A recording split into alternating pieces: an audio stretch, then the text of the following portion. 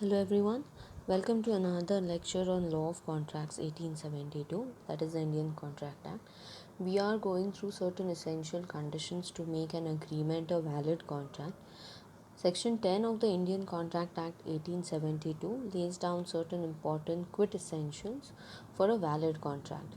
We have already gone through two important conditions, that are the offer and acceptance and capacity of parties to contract. Our today's session will be based upon third important essential ingredient of a valid contract, that is free consent. The free consent is an essential requisite for a valid contract, and an agreement will be valid only when it is made out of free consent of the parties. Now, the word free here does not mean free of cost. That means it does not mean it is free of cost or at discount. The word free here means that it is out of the willpower of the party, it is out of the willingness out of the party that the party has agreed to enter into the contract. Section 10 lists it very specifically that if a party who has given consent, that means has accepted the agreement, has accepted the offer, but if the consent to the contract is not willing, that means it is not out of the free will of the party, then such contract will not be considered to be a valid contract. Under certain circumstances, such agreements will be converted into voidable agreement, and in one instance, it will be considered to be a void contract. Now, as we move on with our topic, we will understand as to what are the essentials under which a contract will be considered to be voidable, and under what circumstance will a contract be considered to be void. But Section 13 of the Indian Contract Act goes on providing certain criteria for the meaning of the word consent, according to which it says when two or more persons are said to consent when they agree upon the same thing in the same sense. There is one typical Latin word for it which is known as consensus ad idem, which means that same thing in the same sense. Let's say, for example, I want to sell my yellow color bike, and somebody whom I know very well, I offered that person that I want to sell my bike. I just mentioned that. But the person feels that I want to sell my black color bike and gives acceptance to that. Now, in this case, even though there is an offer, there is an acceptance, but there is no consensus ad idem, meaning we are not talking about the same thing in the same sense, in which case there will be a mistake, in which case there will be an consideration wherein the contract will not be considered to be a valid contract. And that is why under section 13, if there is no contract, that means if there will be no contract if the parties have not agreed upon the same thing in the same sense. When each party has different thing in mind or understands the thing in a different way, there is no consent. And if the contract is not having a free consent, a valid consent, then the parties cannot have any obligation against each other. Under the Indian Contract Act, Section 14 goes on listing out certain essential criteria as to when the consent will be considered not to be free. That means, under these circumstances, the contract will become either voidable or void under certain circumstances. If a party obtains consent of another party, by indulging into any of these listed activities, it will be considered to be not a free consent. The first one, which is given under section 15 of the Indian Contract Act, is known as coercion. Now, the word coercion means forcing somebody, compelling somebody. जबरदस्ती जसं आपण मराठीमध्ये म्हणतो. Section 16 goes on listing down another essential criteria, that is undue influence. Undue influence typically means that when one party who is at a dominant position than the other party goes on forcing the other party to enter into a contract because of his dominant position, such will be considered to be undue influence. Section 17 has listed another important criteria, that is fraud. Now, this is one word which we come across on everyday basis, that there is a fraud committed by a banker or there is a fraud committed by the employee. The word fraud here means that a person does an activity with an intention of committing something which is not correct, or with an intention of deceiving the other party. In context of Indian Contract Act, if a person mentions certain information to another person which the person knows it to be false, but with an intention to defraud the other party, to deceive the other party, and to obtain the other party's consent, if a person has acted like that, then it will be considered to be fraud. Somewhat similar to fraud is a word known as misrepresentation, which is given under section 18 of the Indian Contract Act. In case of fraud, the party has an intention to deceive the other party, knows that whatever the party is saying is not correct, it is untrue, but still goes on mentioning it. Whereas in case of misrepresentation, the party who goes on obtaining consent of the other party by saying certain things, by representing certain facts, that person believes it to be true, but in reality it is completely untrue. Then that is considered to be misrepresentation. And the last one, which is a mistake, is given under section 20, 21 and section 22, whereas mistake can be that of a fact or mistake can be that of a law.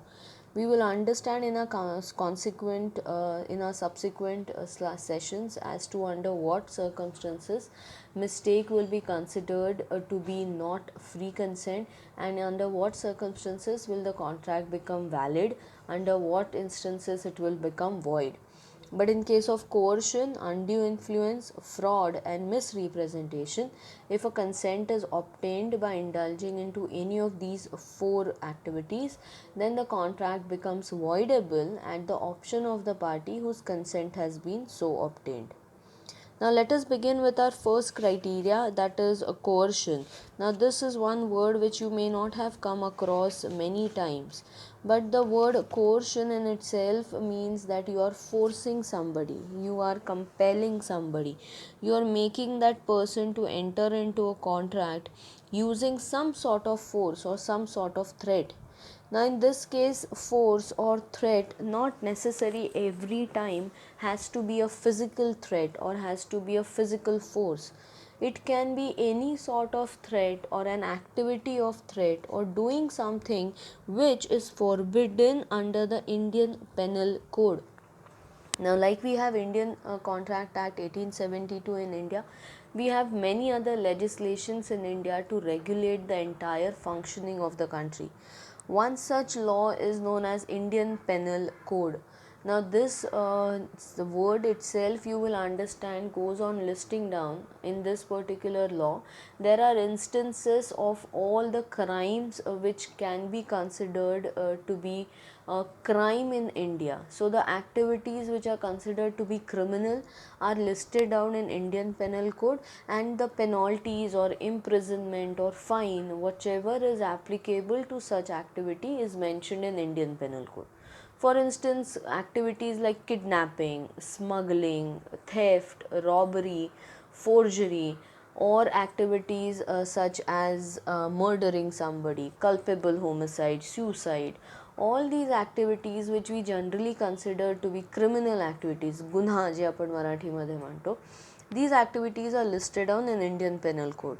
So section 15 of the Indian Contract Act 1872 states it very clearly that if a person goes on obtaining the consent of other party by committing or threatening to commit any act which is forbidden, forbidden means which is not permitted, which is forbidden by the Indian Penal Code, or the unlawful detaining or threatening to detain.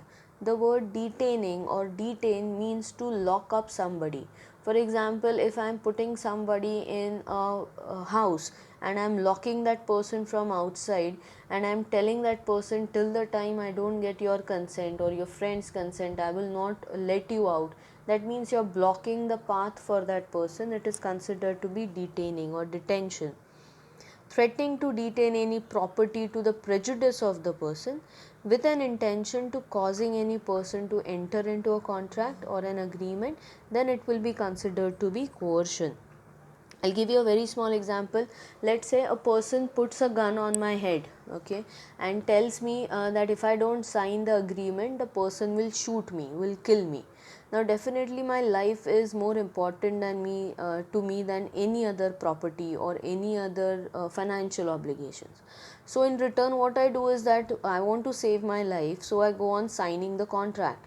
Now, such consent of mine, which is obtained by putting a gun on my head, that means a person is threatening to kill me, is threatening to murder me, is again an offense under the Indian Penal Code, and that is why the person has obtained my consent by indulging or threatening to commit a murder, and I give my consent to the other party and I sign my agreement. Such consent is not said to be free consent, and hence the contract will become a voidable contract.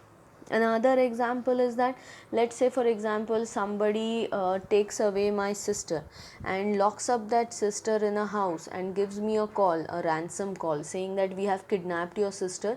If you want your sister back, you will have to sign a contract with us by transferring your entire property in our name. Now obviously my sister is more important to me than my property, so what I do is that I sign the contract. Now in this case my sister has been kidnapped, so kidnapping is again an offense under the Indian Penal Code. So the other party has kidnapped my sister, and in return I sign the agreement. Here my consent is not free consent, it is forced. The other party has forcefully taken my consent, has compelled me to give my consent to the contract, and that is why later on I can go to the court and file a case saying that this contract should be considered to be voidable contract because my consent was not free consent, it was taken because my sister was kidnapped. In this case I will have to prove it to the court that my consent was not free consent, and if the court agrees to it, then the court will consider or declare the contract to be voidable and in return will give me certain relief.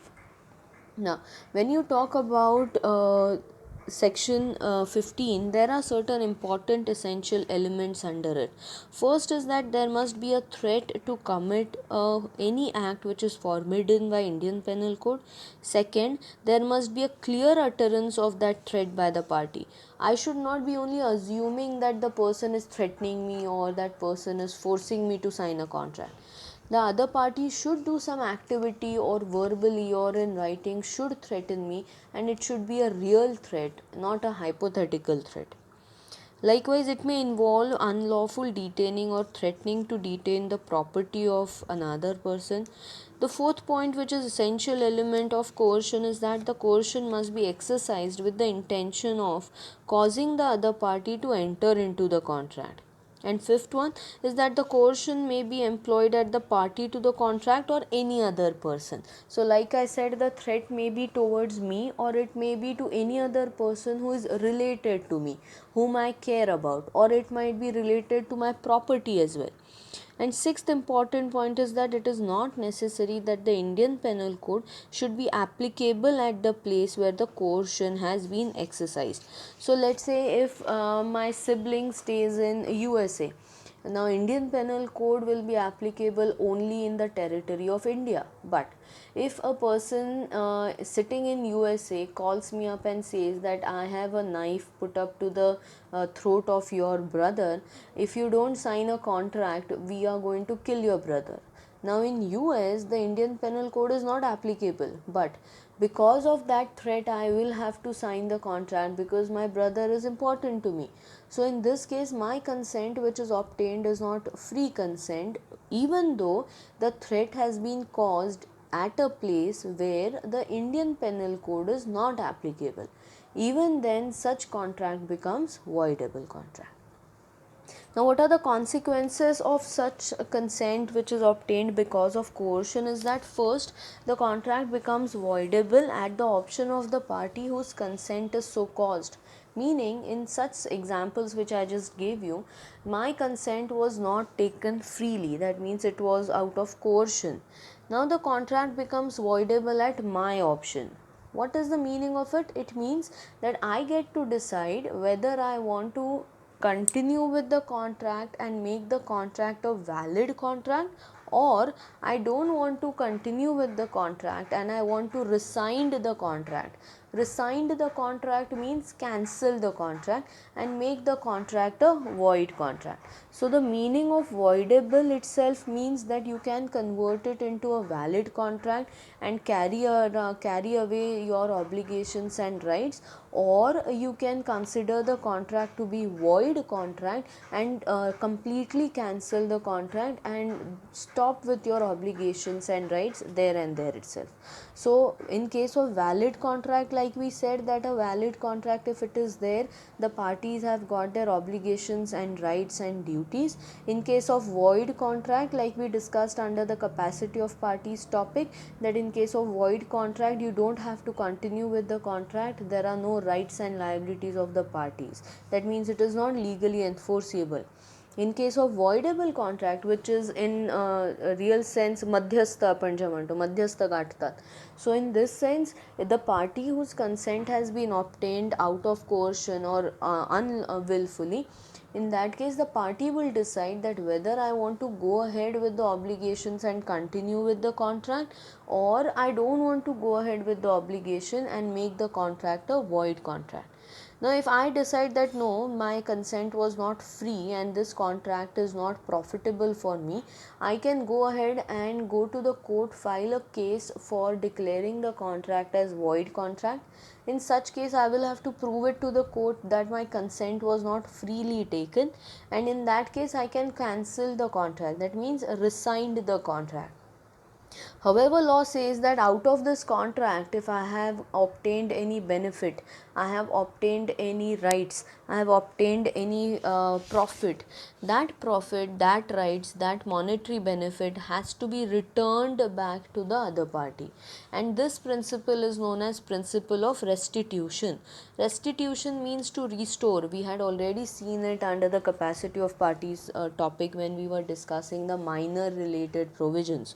So even under the consent of the parties topic, you will understand that if the consent is not taken freely and if the party declares the contract to be void contract, if that party has received any benefit under the contract, it must be restored back to the other party, means it should be given back to the other party. Likewise, the burden of proving that the consent was obtained by coercion lies on the parties whose consent was so obtained. Meaning that the burden of proving means what? That when you approach the court, both the parties have to put forth their cases before the judge, and then the judge, after listening to both the parties, will decide as to who is correct and who is wrong.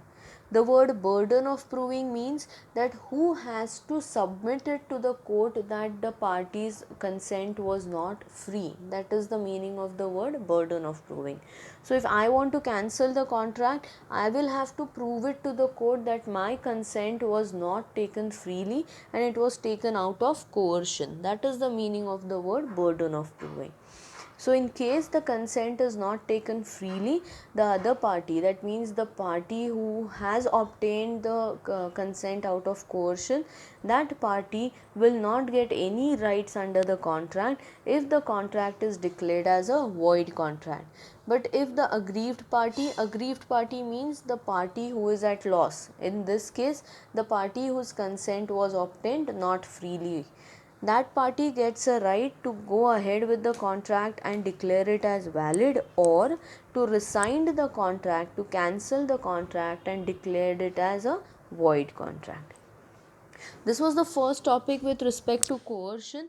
We will move on with the second criteria, which is also considered to be a word, or which is also considered to be an instance wherein the consent is not considered to be free consent, and that is known as undue influence. Now the section 16 of the Indian Contract Act provides for consent which is obtained by undue influence. Now the word influence, we all know it. What is the meaning of the word influence? Influence मराठीत म्हणायला गेला तर प्रभाव किंवा कुठल्या तरी व्यक्तीचा आपल्यावर इतका मोठा प्रभाव असतो की आपण त्या व्यक्तीबद्दल जे काय विचार करतो, तो व्यक्ती आपल्याला जे काय सांगतो ते आपण डोळे झाकून करण्याचा प्रयत्न करतो. Likewise, if a person is at the influential position, whatever that person says, we blindly follow that person and agree to it. This might be sometimes good, that means you have an idol, you have a person to whom you look up to, whatever that person says you agree to it. For example, our parents, whatever our parents tell us, we agree to it blindly, we don't question them, we don't ask them why. But sometimes this influence can also be taken in a wrong sense, that means to do something which is not correct. And such influence, when it is exercised by a person to get the benefit out of other party for doing something which is wrong, which is not correct, such influence is considered to be undue influence. And section 16 of the Indian Contract Act specifically goes on providing that a contract is said to be induced by undue influence where the relations subsisting between the parties are such that one of the party is in a position to dominate the will of the other and uses that position to obtain an unfair advantage over the other. So, this definition makes it clear that the following are the essentials of the undue influence. One is that there should be a relation between the parties where one party is in a dominant position over the other party. Dominant position, dominating position typically means that a person is at a higher level than the other party. For example, in case of employer and employee, an employer always has a dominant position over the employee. Employeeला फारसा आवाज उठवता येत नाही. Employee cannot go against the employer with a risk that if that employee goes against the employer might throw him out of the job, might tell him to go home. So this is known as a dominant position. That person who is in the dominant position uses his position to obtain an unfair advantage over the subordinate, and that dominant party obtains an unfair advantage over the other party. Then in that case, if the consent is obtained by that subordinate because of the dominant position of the other party, such consent is obtained by undue influence. Now, under the Indian Contract Act, there are certain criterias or there are certain instances where we say that there is a presumption of undue influence. Presumption means people assume that there will be undue influence. For example, a person who is in real authority. Here, one person holds a real or an apparent authority over the other. Now, in this category, we can include parents and children, or guardian and ward, and master and servant, wherein the authority is real. Everybody knows that whatever parents tell children agree to it. If I have a maid at home, काम वाली by है माझ्या घरी, whatever I tell that lady, she will go on doing it. So this is an apparent or real authority over the other party. Second category is that of fiduciary relationship. Now, fiduciary word is a legal word which says that there is a relationship of trust, there is a relationship of belief. That means other party believes in the one party believes in the other party. To give you a small example, these relationships are made out of trust and confidence between the parties. For example, the doctor and patient relationship, or trustee and beneficiary relationship, or principal and agent relationship. When a patient approaches the patient, no matter what the doctor says, blindly believes the doctor because the patient trusts the doctor. There is a relationship which is known as fiduciary relationship. So, if the doctor, because of his undue influence, asks the patient to sign any contract, such contract can later on be challenged in the court if the party proves it to the court that because of the doctor's undue influence, I had signed the contract and now I don't want to go ahead with the contract. I had not given a consent freely or out of my will. The third presumption of undue influence is where there is a difference in age or status between the parties. Now, where a person makes a contract with another person with maybe lower age or lower status, or rich and poor, that means the status, or undue influence is possible. Similarly, if it is possible, if a person is mentally disturbed due to old age or continuous illness or other tensions in his life. To give you a small example, let's say in India especially, we have got many these babas and sadhus whom people believe blindly. They visit their ashrams, no matter what these babas or sadhus go on telling their devotees, they go on following it. Let's say, for example, if a person approaches one such Baba in his ashram, and this Baba says to this person, to this devotee, that you are suffering from so much mental illness because you don't give too much to people. So, what you do is that you donate your entire property in my name, in my ashram's name, and then God will make you very happy. Now, in India, this might happen, it might happen elsewhere in the world as well. People go on believing such people a lot without thinking much. So, let's say in this example, the devotee believing this Baba goes on transferring his entire property, which might be worth crores of rupees, in the name of this ashram. And after 2 months, also, he realizes that after donating my entire property, I have become poor, but still I have not become happy in my life. So, what he can do is that if he realizes that this Baba, because of his influence upon me, I signed this contract, but my willpower was not free will, and I want my entire property back. If he proves it in the court that he had signed a contract because of undue influence of this Baba on him, the court may declare the contract to be voidable contract. And in such case, if the court accepts it, the contract will be considered to be void, and the Baba will have to transfer back the entire property in the name of the devotee. So in reality, there are such certain relationships of wherein one dominant party may exercise undue influence on another party in order to obtain the contract from the another party. Now, there have been many instances and landmark judgments in this case. One is the Manu Singh versus Umadat Pandey. In this case, like I said, a spiritual guru or sadhu had induced his devotee to gift him his entire property with a promise of salvation. Later on, the court held it that there was undue influence and had declared the contract to be a void contract. Another important landmark judgment was Rani Annapurni versus Swaminath.